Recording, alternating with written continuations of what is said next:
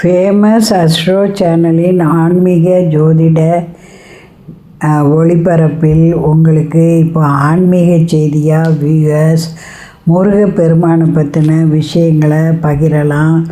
முருகப்பெருமான் குரு வணக்கத்துக்கு முதலாளாக வணங்கலாம். இவர் குழந்தை பேர், கல்வி, தொழில், அனைத்து விஷயங்களும், பில்லி சூனியம், பெரும்பகை அகல எல்லாவற்றுக்கும் முருகப்பெருமானையே வணங்கலாம். இவர் சிவனுடைய நெற்றிக்கண்ணில் இருந்து தோன்றினதுனால ஒரு சிவ அம்சம் பொருந்தினவர். மேலும் திருச்செந்தூர் 2வது படைத்தலமான திருச்செந்தூர் ஒரு குருஸ்தலமாக கருதப்படுது. திருமண தடை, வேலை வாய்ப்பு மற்றும் புத்தி சுவாதீனம் போன்ற நிலங்கள் முடிக்க, புது கணக்கு போட எல்லாவற்றுக்கும் திருச்செந்தூர் முருகனையே மக்கள் நாடி செல்வாங்க.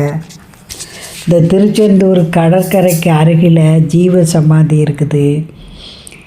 அந்த 4 சித்தர்களும் தான் கோபுர பணி செய்து பேர் பெற்றவங்க.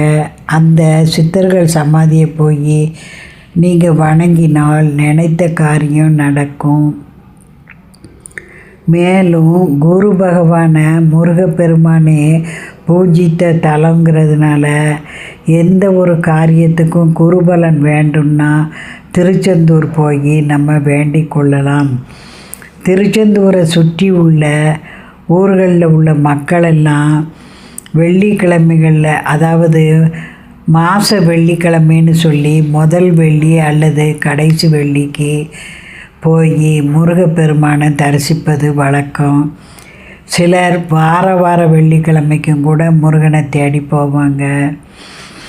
திருச்செந்தூர் முருகனுக்கு உள்ள ஸ்பெஷாலிட்டி என்னன்னு கேட்டிங்கன்னா, கோயிலுக்குள்ளே முதல்ல நம்ம இறங்கி போகணும். அதாவது இறைவன்ட்டு சரணடைங்கிறத கோயில் அமைஞ்சிருக்கும் தத்துவமே காட்டும். முன்மண்டபத்திலேருந்து இறங்கி போய் தான் நாம் முருகரை காணலாம். அதே மாதிரி வணங்கி விட்டு வரும்போது மேடேறி வரணும். இதிலிருந்து என்ன தத்துவம்னா, என்னை வணங்கினால் நான் உங்களை கரையேற்றி விடுவேங்கிற தத்துவம் போல் கோயில் அமைஞ்சிருக்கு.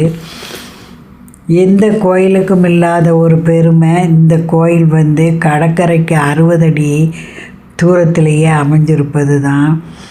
அத்தனை சுனாமி நஷ்டங்கள் வந்த போதிலும் முருகப்பெருமானுடைய கோயிலுக்கு துளி அளவேனும்